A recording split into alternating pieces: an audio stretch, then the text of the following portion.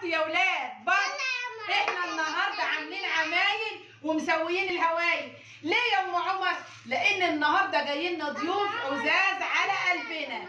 مين يا ام عمر؟ جاي لنا شمس النهار وعم عامر الغالي. دي بطاطس محشيه باللحمه المفرومه،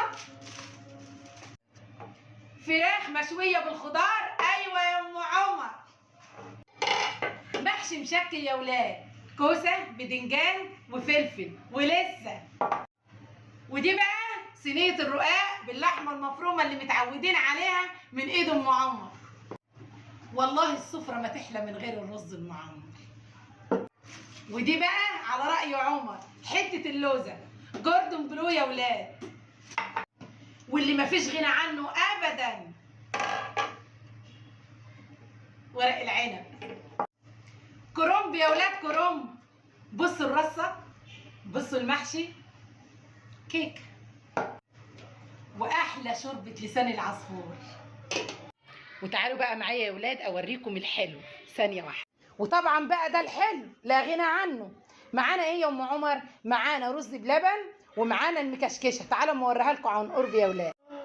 ايوه يا ام عمر يا اللي عامله المكشكشه.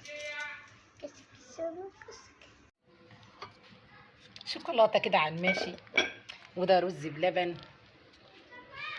حاجات ساقعه، شاي كده يعني. واحنا بقى دلوقتي مستنيينهم. على فكره هم على الشارع خلاص، عمر طلع يجيبهم. والله لا خليكم تستقبلوهم معايا بنفسكم. استنوا معايا. متحمسه قوي عشان طنط شموسه جايه. يا رب تقعدي مؤدبه يا متحمسه.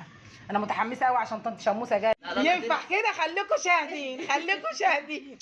شموسه كلمه يا شموسه. عمر يا عسليه جيت نورت، اقسم بالله احلى ترحاب واحلى مقابله. حبيبتي يا شموسه والله العظيم تسلمي. والله مش عارفين طبعا نقول لكم ايه يا جماعه. المقابله فيها تحفزات جامده جامده جامده. حبيبي يا عم عامر، هتاخد دكر البط لوحدك يا عم عامر. والله يعني لو حته كل ده عشان كلمتين. ايوه حبيبي حبيبي. انتوا هتاخدوها وانا هاخد الباقي. ايوه وانتظروني في الدكر البط الجاي. بطاطس. قول يا عم عامر قول. اللحمه المفرومه. ايوه انت ده ايه ده لو سمحتي معلش؟ دي بطاطس محشيه. أيوة. وده رز معمر. ايوه. وده الفراخ اثار الكبسه. اصل الكبسه. ده ساعدوني يا ولاد. كباب حله، الفرخه، الليمون والله لسه اول مره مطلعينه. والله ده دجاج يا رقاق محشي باللحمه المفرومه. رز الكبسه بس على طريقه ام عمر. ايوه ده بقى اسمه جوردن بلو لا مؤاخذه يا عم عامر. دندر برور من يما. وده محشي مشكل كده على الماشي مع بطايه طالعه من الجيش يعني عايزه اللي يغذيها. صلى على النبي. فاخر فاخر من الاخر يا ام عمر يا عسليه. حبيبتي حبيبتي حبيبتي حبيبتي. طبعا وفي حاجات وطبعا يا هنا مكيسه مش هنقول لكم